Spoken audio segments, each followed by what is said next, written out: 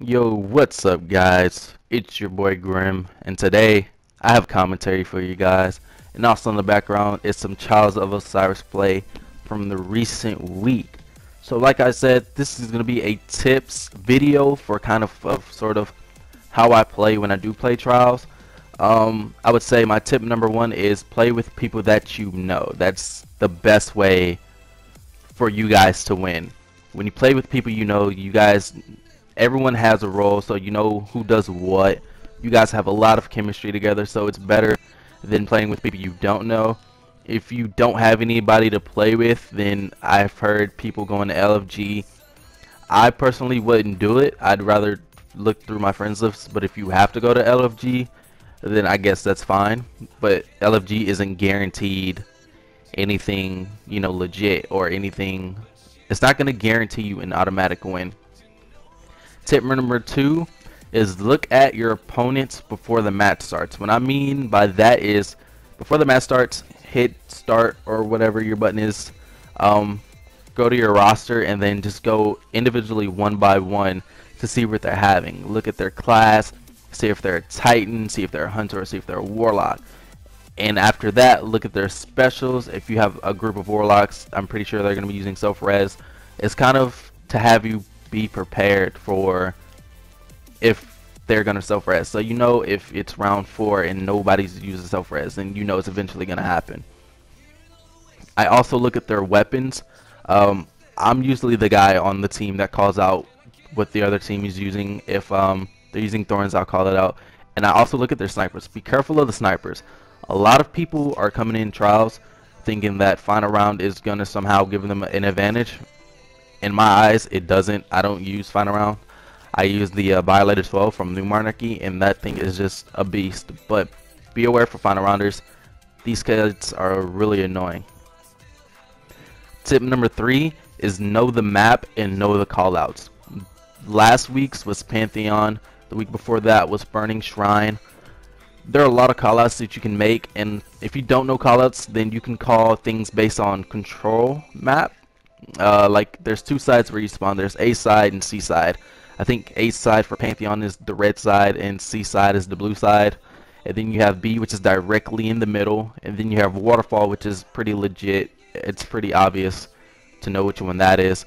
And then you have top heavy, bottom heavy. Top heavy is going to be where Waterfall is. Bottom heavy is going to be on the side of the flank. That's really good to know because you don't want to be stuck in a situation where nobody knows where anything is or knows the call outs, and you're pretty much stuck because they can't tell you exactly where the enemy is. Tip number, I think this is number 4, have a strategy. Before you get in the game, know kind of what you want to do. Usually the first 2 rounds on Pantheon, when I played, I would go Waterfall because I would be using a sniper. So I would go Waterfall by myself. I would tell my other 2 teammates to go to the mid where the blocks are and the pillars are to try to see if they're going to come up for the flank. And if I scope out Waterfall and I don't see anything, then I'll automatically call out that they're going to be at the midpoint. Sometimes it's going to switch. You can do that the first 2 rounds. And let's say I do go for the first 2 rounds and they're there and I kill them. Round 3, I'm pretty much just going to guess that they're going to do the opposite of what they've been doing. So I'll automatically just rush to mid to try to see if they're going to scope it out. Because 9 times out of 10, if you're doing something for the first 2 rounds and it doesn't work, you're going to try to at least try to switch it up. Tip number 5, know when the heavy spawns. This game is different. There's no timer. It's based on rounds. The first team to 3 points, which pretty much is win 3 rounds, then heavy spawns. There's going to be top heavy, then there's going to be a bottom heavy. For Pantheon, there was the Waterfall heavy, like I said before, and then there was the bottom heavy. It's good to know this because if you haven't played this game mode and you're coming in and all of a sudden you hear heavy ammo dropping and you don't know and you're trying to play as if you're going to attack the other team, then the other team's going to have an advantage on you. They're going to have heavy. Pretty sure they're going to do a 2-1 rush. They're probably send 2 top or 2 bottom and then 1 top, 1 bottom, and you're pretty much going to be out of luck at that point. Another tip, 5 or 6, I can't remember, it's horrible. Be aggressive when one opponent goes down.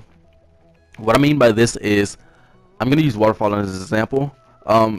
If I were to push waterfall and I would snipe somebody, I would automatically and yell out to my teammates to rush where the orb is.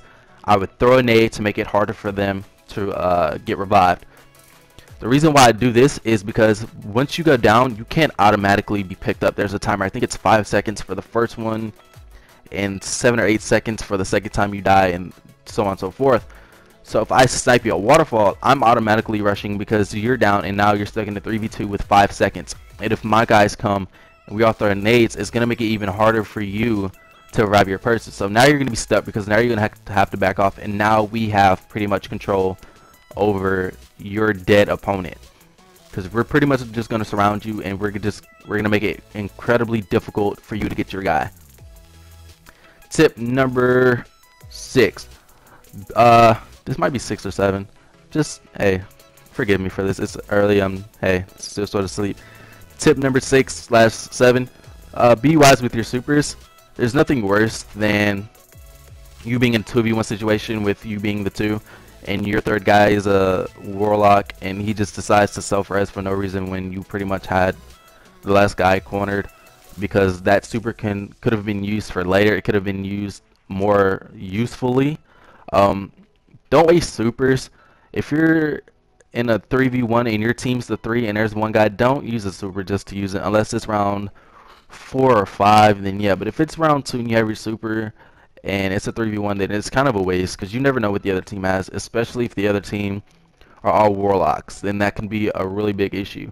Also, use your supers as a counter.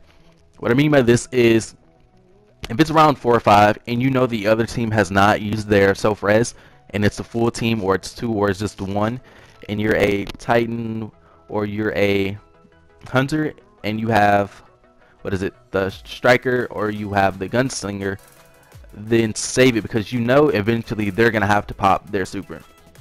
So what I'll do is I'll save mine, or if we end up killing them, or if I might pop my super at the end of a match and I might kill 2 people and a third guy might go down, and I would literally just sit there on the orbs with my gun ready to shoot my final shot if I have time, just in case they self-res. Try to make it easier on my team, to try to just make sure that we don't get caught in that situation. Also, change up your routine. Earlier I said about having a strategy. Eventually teams are going to catch on to what you're doing. I'm one of those guys. I adapt very fast to what people do. So if I see something for the first 2 rounds and then I'll see in the next round, I automatically know what you're going to do. You have to be ready to change your routine. You can't constantly do the same thing unless it's working. If you're doing the same thing and it's not working, you're going to have to switch it up. Excuse me. If you're afraid that, you know, your plan isn't going to work, it's better to try something different than do the same thing and get caught in the same situation time and time again. So switch it up. If you want to snipe the first 2 rounds, and snipe, and then round 3, you know, flank them. You know, switch it up, and then you can go back. You know, just don't make it obvious to what you're gonna do. Make it just different. Make it to where they're guessing what you're gonna do.